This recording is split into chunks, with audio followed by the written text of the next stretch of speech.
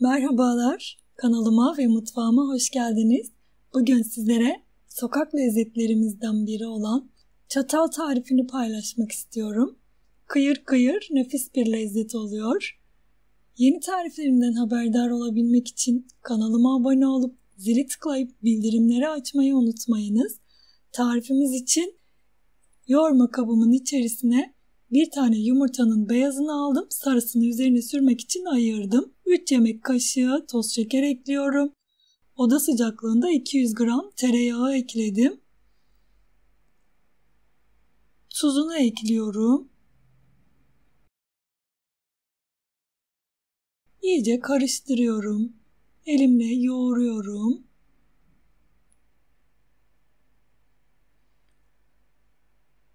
Çay bardağının dibinde çok az su ekledim.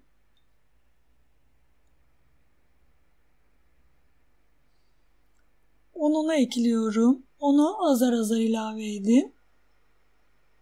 Bir paket kabartma tozu, 1 yemek kaşığı dolusu da mahlep ekledim. Toplamda 2,5 su bardağı un kullandım. Hamurun kıvamı bu şekilde olacak. Çok sert bir hamur yoğurmadım. Böyle yumuşak bir hamur hazırladım. Hamuru masanın üzerinde şöyle bir toparlayıp parçalara bölüyorum. Daha sonra da istediğiniz büyüklükte çatallar yapabilirsiniz. Ben çok büyük çatallar hazırlamadım.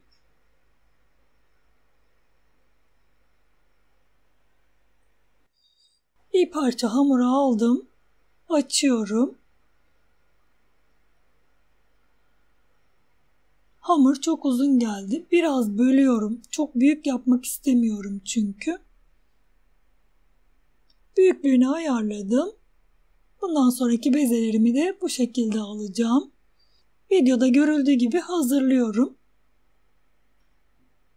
Ne çok ince ne de çok kalın yapıyorum. Zaten fırında kabaracak. İçinde kabartma tozu var.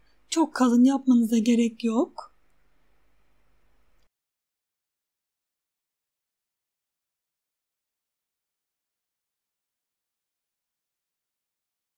Hazırladığım bezelerden ceviz büyüklüğünde parçalar kopartıp uzunca fitil yapıyorum. Videoda görüldüğü gibi hazırlayıp iki kenarını birleştiriyorum.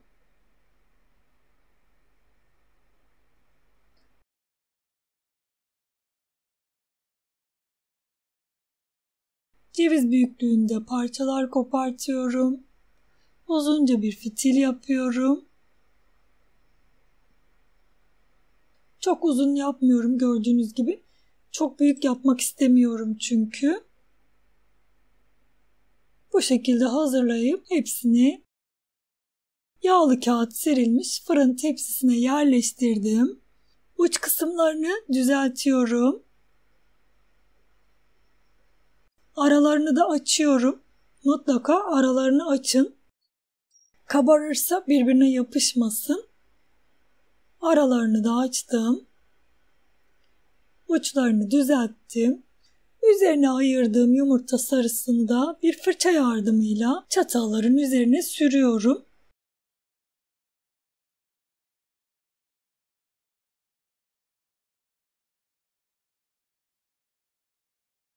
Üzerini çatalla çizerek şekiller veriyorum. Çok bastırmadan üzerini çiziyorum sadece.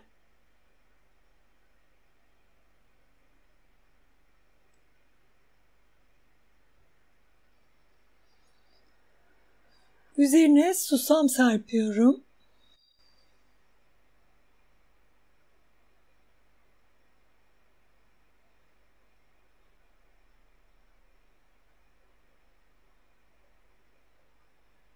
Çörek otu serpiyorum.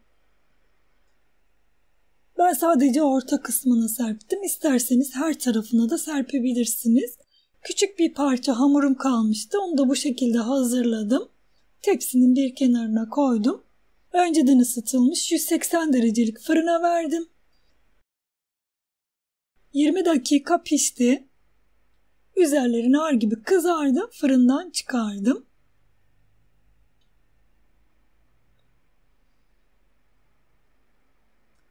Kıyır kıyır nefis çatal tarifimiz hazır.